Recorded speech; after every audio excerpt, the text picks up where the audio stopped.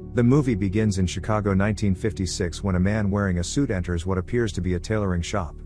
Written on a glass part of the shop is L. Burling, which is the name of the owner and apparently the name of the shop. As the man explores the shop, a voice begins to explain the process of making a kind of design, and describes in details how to make the design, measurements and folds. A young lady enters the shop, puts her shirt on the hanger, and assists Burling by writing down customers' measurements taken by him. This young lady, called Mabel, is the receptionist of the shop. While Burling is engrossed and focused on stitching a cloth, some men enter to drop an envelope into an enclosed box with an opening on top. The box is locked with a padlock. Later, two men enter the shop. One of them is called Richie, the only son of Irish mob boss Roy Boyle, and second in command of the syndicate. The other person is his henchman, Francis, a man they trust and rely on. They make use of Burling's shop to receive information as well as monitor what's going on. While Richie admires the designs of a material Burling is making, Francis browses through the letters enclosed in an envelope. Francis shows Richie an envelope with a straight line passed through a circle sign. Richie exclaims and asks if it is the outfit.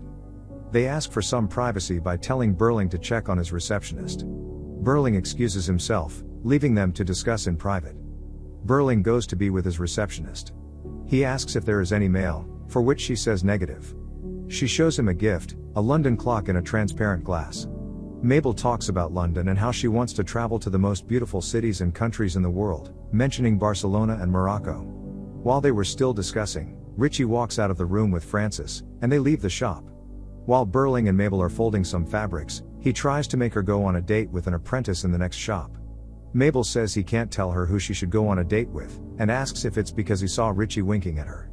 Burling admits that although Richie and his father are loyal customers, they are not gentlemen.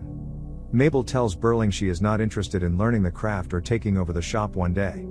She adds that she doesn't want his life. Mabel closes for work and leaves while Burling stays back working on some fabrics. It turns out he lives in the shop. At midnight, the sound of people chattering wakes Burling up from sleep. Turns out it is Richie and Mabel. Burling peeps and listens to their conversation. Richie talks about the letter. They suspect someone coded rat snitched up on them. He also talks about his father's relationship with Francis, and how Francis took 6 bullets for his father, Roy Boyle. Mabel comforts him saying, he is number 2 after his dad and would have been the person taking the bullets if he was there. Something falls off from Burling's hand and it is heard by Richie and Mabel. They become alert and checks the other room, seeing only Burling. They laugh and quietly close the door to avoid making noise that might wake him up. Before leaving, finally they kiss. Turns out Mabel and Richie are in a relationship. The next day in the evening, Burling hears a bang on the door. He opens the door to see Richie with a bullet wound and assisted by Francis. He inquires if any other person is in the room, which Burling responds negative. Meanwhile, police sirens blaze outside the shop, indicating something was wrong. Burling assists Francis to lift Richie on a table. Francis hands Burling a briefcase to keep it safe, before heading to the phone in the room to call Roy. Richie isn't happy with this because it makes him look weak. Francis explains to Roy that they encountered LaFontaine, a rival gang, and engaged in a gun battle, and Richie was shot in the process. Burling says Richie needs a doctor, but he is threatened by Francis to sew him up with his needle and thread. Burling is helpless in this case, has no other option than to sew the wounds. He gets his needle, thread, and alcohol to sterilize the tools and prevent germs from entering the wounded area. Francis holds Richie still while Burling sews the wound. After sewing the first wounded spot, Richie becomes unconscious and starts sleeping, making it easier for Burling to sew the other wounded area. Francis asks Burling to take care of Richie while he goes out. Burling is confused and amazed by the whole situation, and tries to at least understand what's happening. Francis explains what is in the briefcase. It's a tape of their activities so far. Someone has been spying on them and recording their conversation and activities. Unknown to the person, they have connections to a higher authority, who were able to provide them with a copy of the tape, but just before they could listen to it, LaFontaine crew appears and a gun battle ensued.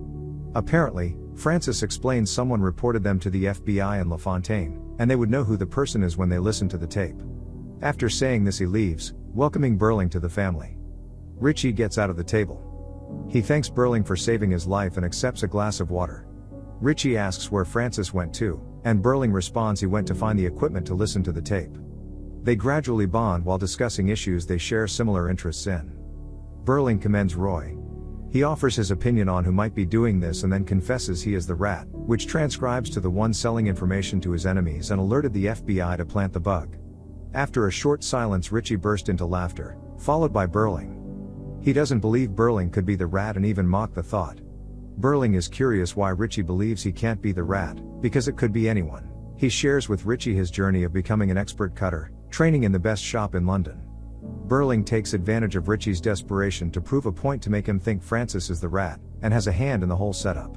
Francis comes back, and just before he can meet Richie, Burling double-cross him, telling that Richie has lost a lot of blood, and he is probably light in the head. He tells Francis that Richie is obsessed about the rat, fizzing with the case, and thinks he is the rat. Burling's quiet and gentle personality makes it easy for people to believe him. The way he speaks, and his expression is helpful. There is no way you can believe otherwise. Francis enters the room and Richie begins questioning him suspiciously. It transforms into an argument and disagreement.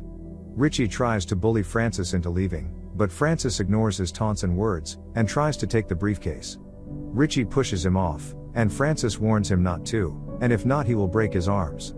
Francis tries to take it again. They struggle for it until the briefcase flung open and there was no tape in it. Richie points his gun at Francis and asks where is the tape. Francis asks the same question. Francis in self-defense shoots Richie on the neck, thanks to a distraction caused by Burling. He tells Richie he is dead because he is weak before shooting him one more time on the face, killing him instantly. Francis begins looking for the tape, but is cut short when they hear Roy Boyle's car come to a halt. Francis panics and tells Burling to try delaying his entrance in the room while he cleaned up the mess. Burling let Roy and his bodyguard Monk inside the shop. Roy thanks Burling for everything he has been doing for them. Roy finally enters the main room but can't find Richie. After hugging Francis and thanking him for saving both his life and Richie's, he asks about Richie.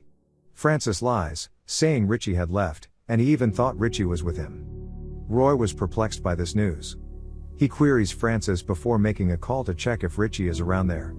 Francis volunteers to find Richie, while Roy and Monk stay in the shop, just in case Richie comes back.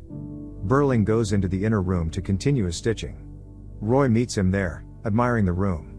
He commends the shear on the table, and just as he reaches to grab it, Burling turns quickly and holds it.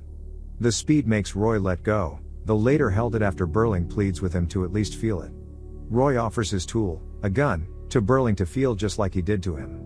While Burling holds the gun, he justifies his act and asks if Burling knows of the outfit.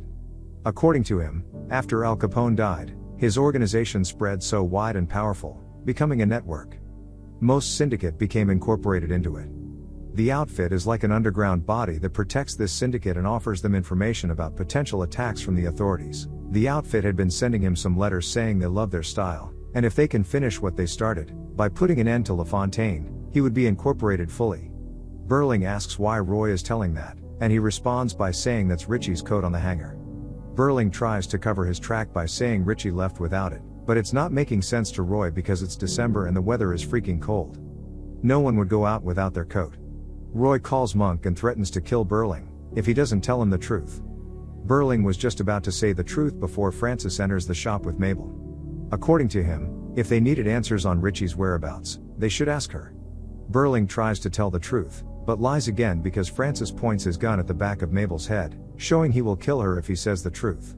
Instead of saying Francis killed Richie, he lies to Roy that Richie was embarrassed after he couldn't kill any one of LaFontaine's men while Francis killed 4, and he left to kill LaFontaine's men and made them promise not to tell him. Mabel is confused and asks where Richie is. Francis said she should tell them after all she is Richie's girlfriend, and he found blood in her house. Burling affirms that indeed she is Richie's girlfriend. Roy discovers Mabel's father, Ryan Shawn, is his former henchman who died while doing some operation for him. He describes him as a tough guy and apologizes for what happened to him, blaming it on the risk involved in the business. He still presses for answers to where Richie is. She said she doesn't know.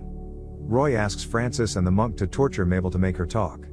Burling distracts Roy, thereby stopping them from torturing Mabel by confessing the true reason he came to Chicago. According to him, while making some designs in his shop in London, the house caught fire. He didn't notice it early, and before he knew it, it killed his wife and daughter. A call causes him to stop, and Burling answers the call. When he was done, he tells them that Richie just called, and he was in a tight place where he needs help to escape. He wants his dad to come get him. Roy believes him and leaves with the monk, leaving Francis to look after them. Francis points a gun at Mabel.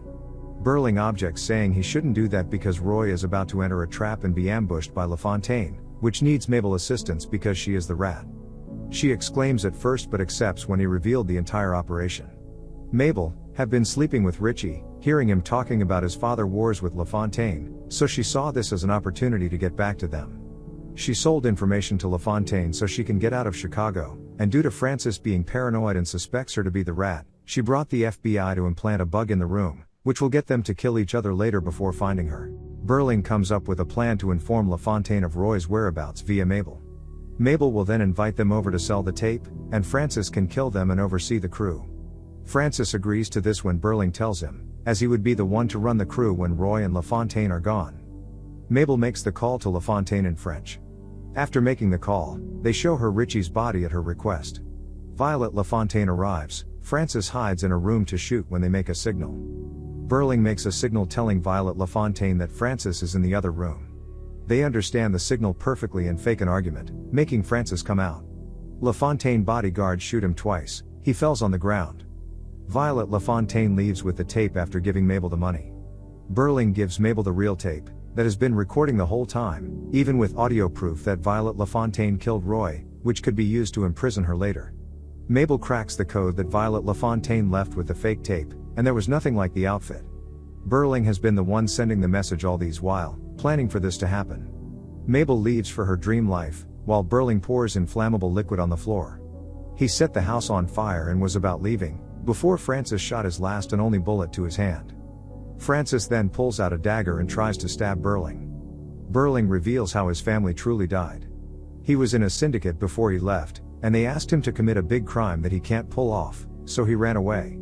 He pulls his shirt, revealing the tattoo on his hands.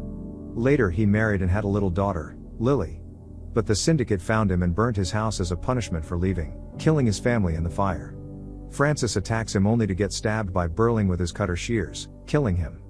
Burling covers himself in a bigger coat and leaves the shop on fire. Thank you for watching.